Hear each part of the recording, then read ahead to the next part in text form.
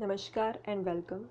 Myself Dhruvika Kanabar from Sri A.K. Doshi Mahila College, Jamnagar, presenting the lecture of Business Management, also known as Production Management, વાણિજ્ય સંચાલન, ઉત્પાદન સંચાલન, FY BCom SEM 2. આપણે production મેનેજમેન્ટનું basic discussion કર્યું, introductory discussion કર્યું, પ્રાસ્તાવિક ચર્ચા કરી, એના લક્ષણો વિશે વાત કરી અને હવે આપણે પ્રોડક્શન મેનેજમેન્ટના સ્કોપ વિશે વાત કરવી છે, કાર્યક્ષેત્ર વિશે વાત કરવી છે. ઉત્પાદન સંચાલનની જે કામગીરી છે એનું કાર્યક્ષેત્ર કેટલું વિસ્તૃત છે કે કયા કયા કાર્યો એમાં સમાવિષ્ટ થાય છે એની આપણે આમાં વાત કરીશું. એને ઉત્પાદન સંચાલનના કાર્યો તરીકે પણ ઓળખી શકાય, ફંક્શન્સ ઓફ પ્રોડક્શન મેનેજમેન્ટ તરીકે પણ ઓળખી શકાય. તો સૌથી પહેલું તો ઉત્પાદન આયોજન. ઉત્પાદનનું આયોજન કરવાનું કામ અહીંયા ઇન્ક્લુડ થાય છે, મતલબ કે કેટલું ઉત્પાદન કરવાનું છે, કેવી રીતે, કેટલા સમયમાં, ક્યારે. ઉત્પાદન પ્રક્રિયા શરૂ કરતાં પહેલાં કઈ વસ્તુ, કયા યંત્રો, ક્યારે ઉત્પાદન કરવાનું એની બુદ્ધિપૂર્વકની વિચારણા અને આયોજનનું ઘડતર અહીંયા કરવામાં આવે છે. તો આ કામ જે છે એ સૌથી અગત્યનું છે, કારણ કે આ આયોજનના આધારે જ પછી અમલ કરી અને ઉત્પાદનની પ્રક્રિયા કરવામાં આવે છે. મોટાભાગના એકમોમાં જોબ ઉત્પાદન કે બેચ ઉત્પાદન થતું હોય છે, ત્યારે આયોજન જે છે એ અનેક પરિબળોને ધ્યાનમાં રાખીને કરવું પડે. જોબ ઉત્પાદન અને બેચ ઉત્પાદન જે છે એ બંને શું છે એની અગર વાત કરીએ તો આપણે સપોઝ ટેલર પાસે આપણું મેઝરમેન્ટ આપીએ ને આપણે જેવી ડિઝાઇનના કપડાં જોઈતા હોય એ આપણે સ્ટિચ કરાવીએ, ઇટ ઇઝ જોબ પ્રોડક્શન. અને રેડીમેડ ગાર્મેન્ટની શોપમાંથી તમે જે છે એ small, medium, large, XL, double XL એ જે સાઇઝ છે એમાંથી આપણને જે સાઇઝ ફિટ આવે એ સાઇઝના આપણે કપડાં લઈએ, that is batch production. Job production જે છે એમાં એઝ પર કસ્ટમર્સ રિક્વાયરમેન્ટ પ્રોડક્ટને કસ્ટમાઇઝ કરવામાં આવે છે. તો બંનેનું આયોજન અલગ રીતના થશે. જોબ પ્રોડક્શન હશે અને બેચ પ્રોડક્શન હશે એનું. તો આ બધી બાબત જે છે એનું ધ્યાન અહીંયા રાખવામાં આવે છે. એના પછી વસ્તુ વિકાસ, પ્રોડક્ટ ડેવલપમેન્ટ. આધુનિક સમયમાં પરિવર્તનો બહુ જલ્દી આવે છે. ગ્રાહકો જે છે એ વૈશ્વિક સ્તરે માહિતી સંચારથી અલગ અલગ પ્રકારના પ્રોડક્ટ વિશે જાણી શકે છે અને ટેકનોલોજીકલ ફેરફાર પણ એટલા જ થાય છે. તો એની સામે વસ્તુના રંગ, રૂપ, આકાર, કદ, સ્વરૂપ, ડિઝાઇન બધામાં સતત બદલાવ જે છે એ લાવવો પડે. બજાર ક્ષમતા જાળવી રાખવા, ઉત્પાદનમાં સતત પરિવર્તનો કરવા પડે અને as per the requirement of customer, as per the demand, complaints and suggestions of customer, ગ્રાહકની જરૂરિયાત, ફરિયાદ અને સૂચનોને ધ્યાનમાં રાખીને વસ્તુનો વિકાસ કરવો પડે. આ કામ પણ ઉત્પાદન સંચાલનનું છે. પ્રોડક્ટ ડેવલપમેન્ટના કામને 3 ભાગમાં વિભાજિત કરવામાં આવે છે વસ્તુ વિકાસના કાર્યને: વસ્તુ વૈવિધ્ય, ઉત્પાદન સરળીકરણ અને ઉત્પાદન પ્રમાણીકરણ. વસ્તુ વૈવિધ્યમાં પ્રોડક્ટને કઈ રીતના વેરાયટીઝમાં પ્રેઝન્ટ કરવું એનો સમાવેશ થાય છે. ઉત્પાદન સરળીકરણ એટલે પ્રોડક્ટ ઇઝીનેસ, પ્રોડક્શન ઇઝીનેસ, પ્રોડક્શનને જે સિમ્પ્લિફાય કઈ રીતના કરવું કે જેથી પ્રોડક્શન પ્રોસેસ જે છે એને સ્પીડમાં અને લો કોસ્ટમાં કરી શકાય આપણે.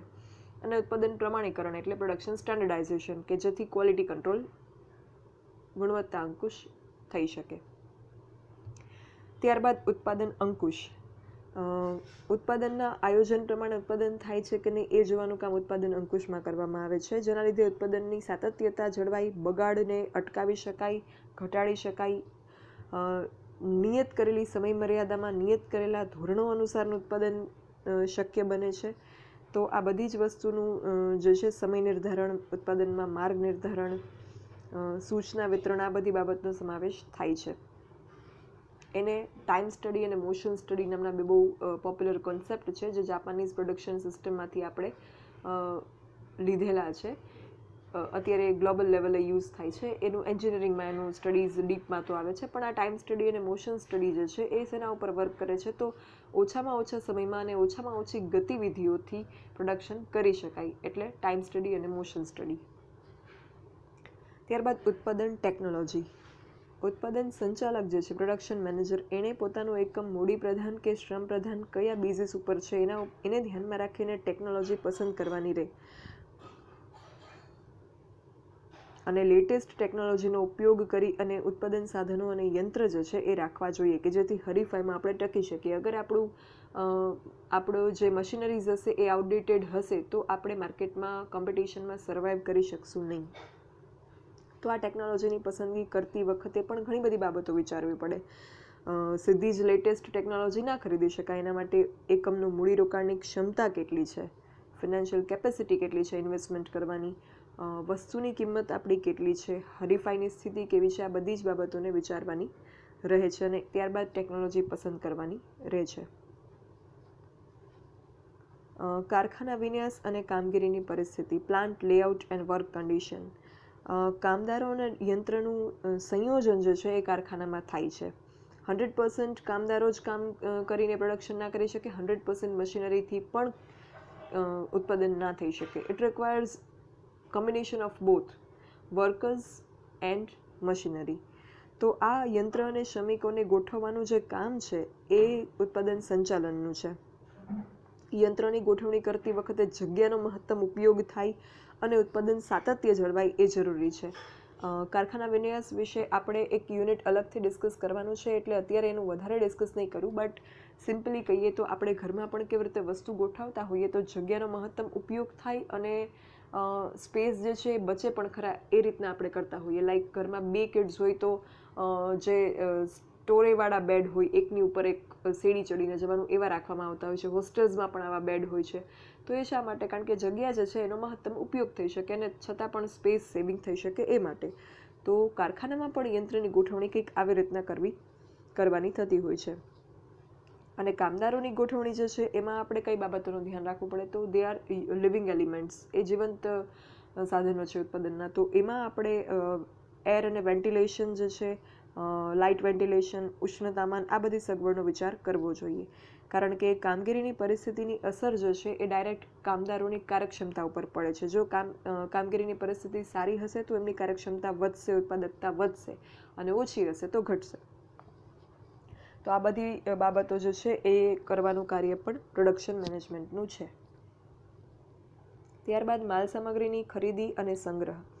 આપણે જાણીએ છીએ કે ઉત્પાદન એટલે શું? પ્રોડક્શન પ્રોસેસ કઈ રીતના કરવામાં આવે? તો રો મટીરિયલનું ઇનપુટ કરવામાં આવે, એના ઉપર મેન, મટીરિયલ, મશીન્સ અને મનીથી પ્રોસેસ કરવામાં આવે, પ્રક્રિયાઓ કરવામાં આવે અને પછી ફિનિશ ગુડ્સ, તૈયાર માલ મેળવવામાં આવે.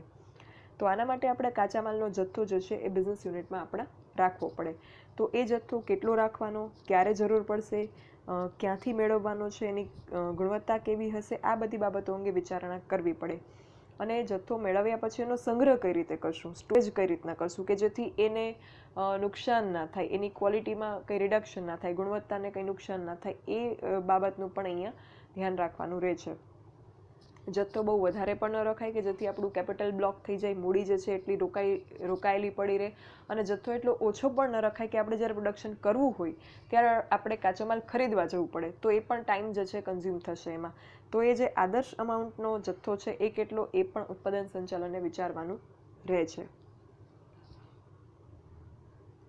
ત્યારબાદ માલ સામગ્રીની હેરફેર, લોજિસ્ટિક્સ. કાચો માલ જે છે એ ઉત્પાદનમાં દાખલ કરવો, અલગ અલગ પ્રક્રિયાઓ જે થતી હોય એ પ્રક્રિયામાંથી પસાર થઈ અર્ધ તૈયાર માલ તૈયાર કરવો, એને માલ સામગ્રીની હેરફેર કહેવામાં આવે છે. અને આ માલ સામગ્રીની હેરફેર વખતે સૌથી અગત્યની બાબત શું છે? એ છે માલ સામગ્રીનો બગાડ. એ બગાડ બને એટલો ઓછો થાય એની કાળજી ઉત્પાદન સંચાલને લેવાની રહે છે. સામાન્ય બગાડ અમુક અંશે થતો જ હોય, એ કોમન છે, એ વસ્તુ જે છે અવોઇડ નથી થઈ શકતી, તો એને ચલાવી શકાય. પણ અસામાન્ય બગાડ, એબનોર્મલ લોસ જે છે એ ચલાવી શકાય નહીં. તો એબનોર્મલ લોસ ન થાય એના માટે પૂરતી કાળજી લેવી, માલ સામગ્રીની હેરફેર જે છે એ બને એટલી ઓછી થાય અને એ દરમિયાન, હેરફેર દરમિયાન બને એટલો બગાડ ઓછો થાય, એ બાબતનું ધ્યાન ઉત્પાદન સંચાલને રાખવાનું રહે છે. ત્યારબાદ માલ સામગ્રી અંકુશ. માલ સામગ્રીની ખરીદી રાખ્યા પછી એના ઉપર અંકુશનું કાર્ય કરવું પડે. અંકુશ માલ સામગ્રી ઉપર કઈ રીતના? તો માલ સામગ્રીમાં ઘટ કે બગાડ ન થાય એ પ્રકારની નિયંત્રણ વ્યવસ્થા રાખવી. કારણ કે માલ સામગ્રી નહીં હોય તો ઉત્પાદન પ્રક્રિયા અટકી જશે, એટલે એ પણ આપણે જે છે એ ઈચ્છતા નથી. તો આ વસ્તુ ન થાય એના માટે માલ સામગ્રી પર અંકુશ રાખવું પડે. ત્યારબાદ ગુણવત્તા અંકુશ, ક્વોલિટી કંટ્રોલ. આપણી પ્રોડક્ટ બજારમાં ટકી રહે, ગ્રાહકોની પસંદગી પાત્ર બને, એના માટે ગુણવત્તા જે છે એ સૌથી અગત્યનું પરિબળ છે. ગુણવત્તામાં આપણે કોઈ પણ પ્રકારની જે કોમ્પ્રોમાઇઝ છે એ કરવી જોઈએ નહીં. કોઈ પણ બિઝનેસ યુનિટે ઉત્પાદિત વસ્તુ નિર્ધારિત ગુણવત્તાના જે ધોરણો છે, એસ્ટાબ્લિશ્ડ સ્ટાન્ડર્ડ્સ ઓફ ક્વોલિટી છે, એ મેન્ટેન ઉત્પાદિત વસ્તુમાં થવા જોઈએ. અને જે માપદંડ નક્કી કરેલા હોય એ માપદંડ અનુસાર ગુણવત્તાનું સાતત્ય જળવાવું જોઈએ. તો આ પણ એક બહુ જ અગત્યનું કાર્ય છે ઉત્પાદન સંચાલનનું. ત્યારબાદ કાર્ય માપન, મેઝરમેન્ટ ઓફ વર્ક. અમુક ચોક્કસ કાર્ય પૂર્ણ કરવાનું હોય. ઉત્પાદન પ્રક્રિયા આપણે વાત કરી છે બોમ્બમાં કે ઉત્પાદન પ્રક્રિયા બહુ લાંબી પ્રક્રિયા છે. કોઈ એક સ્ટેજમાં કે એક સ્ટેપમાં નથી થતી, એમાં ઘણા બધા સ્ટેજીસ અને સ્ટેપ્સ હોય છે. તો કોઈ એક ચોક્કસ કાર્ય પૂર્ણ કરવા માટે કેટલો સમય જોશે એનું માપ કાઢવાનું કામ એટલે કાર્ય માપન. લાઈક કાચા માલમાંથી અર્ધ તૈયાર માલમાં કેટલો સમય જોઈશે તૈયાર કરવામાં, એમાંથી તૈયાર માલમાં બનાવવામાં કેટલો સમય જોઈશે, એને પેકિંગ કરવામાં કેટલો સમય જોશે, એના વેચાણ વિતરણમાં કેટલો સમય જોશે. તો આ બધા કામનો જે ટાઈમ લાગે છે એનું માપ આપણે કાઢીએ, that is measurement of task, કાર્યમાપન. તો આખા ઉત્પાદન માટે કેટલો સમય જોઈશે એ આપણને ખ્યાલ આવે. સમય નિરીક્ષણ અને ગતિ નિરીક્ષણ, એના મદદથી બિનજરૂરી સમય જે છે એ દૂર કરી અને કાર્ય પૂર્ણ કરવા માટેનો સમય નિર્ધારિત કરવામાં આવે છે. સમય નિરીક્ષણ અને ગતિ નિરીક્ષણ, મેં જે તમને ટાઈમ સ્ટડી અને મોશન સ્ટડી કહ્યા એ જ. ગતિ નિરીક્ષણ એટલે મોશન સ્ટડી અને ટાઈમ સ્ટડી એટલે સમય નિરીક્ષણ. તો આ બંનેથી શું ધ્યાનમાં રાખવામાં આવે છે કે મેક્સિમમ રિડક્શન ઇન ટાઈમ, સમયમાં બને એટલો ઘટાડો કરી અને સ્પીડી પ્રોડક્શન પ્રોસેસ કરવી અને ગુણવત્તા પણ જાળવી રાખવી, એ બાબતનું અહીંયા જે છે એ ધ્યાન રાખવામાં આવે છે. ત્યારબાદ કાર્ય સુધારણા. સમય નિરીક્ષણ અને ગતિ નિરીક્ષણના મદદથી આપણે કાર્ય પદ્ધતિ સુધારવા માટેના પ્રયત્ન પણ કરવામાં આવે છે. કાર્ય પદ્ધતિનું વિશ્લેષણ કરી અને વર્તમાનમાં કાર્ય પદ્ધતિમાં સુધારા વધારાની શું જરૂર છે એ વિચારી અને એના ઉપર એની અમલવારી કરવામાં આવે છે. વિન્યાસ છે, માલ સામગ્રીની હેરફેર છે, કાર્ય પદ્ધતિ છે, એમાં સુધારણાનો સમાવેશ અહીંયા થાય. આપણી ગોઠવણી યંત્રોની એવી હશે કે પ્રોસેસ 1નું યંત્ર એક બાજુ હશે અને પ્રોસેસ 2નું યંત્ર બહુ દૂર હશે, તો એમાં આપણો સમય પણ બગડશે અને માલ સામાનનો પણ બગાડ થવાનો સંભાવના વધારે રહેશે. એના કરતાં આપણે જે યંત્ર 1 છે એની બાજુમાં જ યંત્ર 2 હોય, એની બાજુમાં જ યંત્ર 3 હોય, તો એ જે સિક્વન્સ હશે એમાં ટાઈમ પણ ઓછો જશે અને બગાડ પણ ઓછો થશે. તો આ પ્રકારની કાર્ય સુધારણા જે છે એના ઉપર પણ અહીંયા વિચારણા કરવામાં આવે છે ઉત્પાદન સંચાલનમાં. ત્યારબાદ પડતર પણ પર નિયંત્રણ, કોસ્ટ કંટ્રોલ.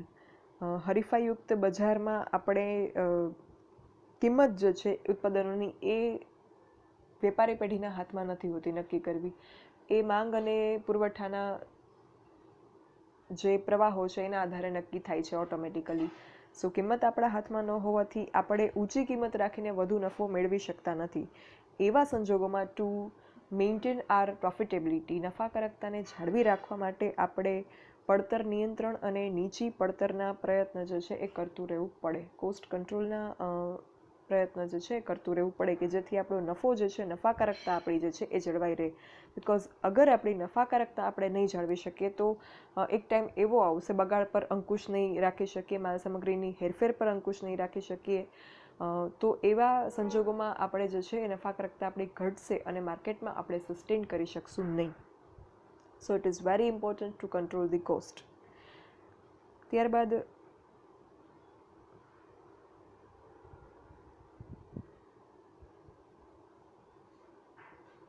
બગાડ પર અંકુશ. બગાડ જે છે એ ઉત્પાદન ખર્ચમાં વધારો કરે. આપણો કાચો માલ એટલો બગડશે, આપણો સમય એટલો જશે, આપણા ઉત્પાદનના બાકીના સાધનો જેટલા આમાં ઇન્વેસ્ટ કરેલા હશે એ બગડશે. એટલે આ જે બગાડ છે એ બને એટલું એના ઉપર નિયંત્રણ રહે એવી કોશિશ કરવામાં આવતી હોય છે. ત્યારબાદ અંકુશ પદ્ધતિઓની સ્થાપના. કંટ્રોલિંગ મેથડ્સ જે છે એ એપ્લાય કરવામાં આવે છે. અલગ અલગ પ્રકારની કંટ્રોલિંગ મેથડ્સ છે કે જેનાથી ગુણવત્તા પર અંકુશ લાવી શકાય, માલ સામાન પર અંકુશ લાવી શકાય, ઉત્પાદન પર અંકુશ લાવી શકાય, બગાડ પર અંકુશ લાવી શકાય. તો આના માટે વિવિધ પદ્ધતિઓની સ્થાપના કરવી જોઈએ કે જેથી નિર્ધારિત ધોરણો અનુસાર ઉત્પાદન થાય છે કે કેમ એ વસ્તુને એન્શ્યોર કરી શકાય અને અગર ન થતું હોય તો એ વસ્તુને કરેક્ટ કરવા માટેના પ્રયત્નો થઈ શકે. અને લાસ્ટમાં ઉત્પાદન સંશોધન. ઉત્પાદન સંશોધન વિશે આપણે આગલા સેશનમાં વાત કરી, જ્યારે આપણે લક્ષણોની વાત કરી ત્યારે, કે ઉત્પાદન સંચાલને વસ્તુની ઉપયોગિતામાં સતત વધારો થાય એવા પ્રયત્ન કરવા પડે. અત્યારે તમે જુઓ તો ઘણી બધી વસ્તુઓ કેવી આવે કે જેનો તમે એક કરતાં વધારે યુઝ કરી શકો, 5 in 1, 2 in 1, 3 in 1. તો એ શું છે, એ તમારી ઉપયોગિતામાં વધારો કરે છે. પછી ઘણી બધી વસ્તુ અત્યારે કોમ્પેક્ટ આવે છે. કોમ્પેક્ટ એટલે which can be easily carried while travelling, તમે એને ઇઝીલી કેરી કરી શકો, ઇઝીલી ઘરમાં એને સ્ટોર કરી શકો, સ્પેસ સેવિંગ હોય તો એ પણ વસ્તુની યુટિલિટીમાં ઇન્ક્રીઝ કરે છે. ઘણી બધી વસ્તુ એવી આવે કે જેને તમે અલગ અલગ વેમાં યુઝ કરી શકતા હોય તો એ પણ એની યુટિલિટીમાં એડિશન કરે છે. તો આ વસ્તુ જે છે એ ઉત્પાદન સંશોધન દ્વારા શક્ય બને. રિસર્ચ કર્યું હોય પ્રોડક્ટ ઉપર ત્યારે એ વસ્તુ શક્ય બને કે તમે આવું પ્રોડક્શન કરી શકો.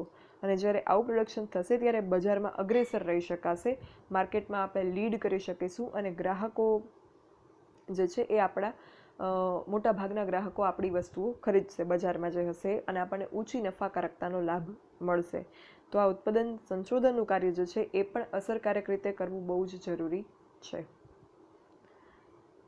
તો અહીંયા આપણા ઉત્પાદન સંચાલનના કાર્યો અથવા તો કાર્યક્ષેત્ર, functions or scope of production or operation management A complete થાય છે. Thank you. For any doubts or queries, you can write me on this mail dbk9akdmc@gmail.com. Thank you.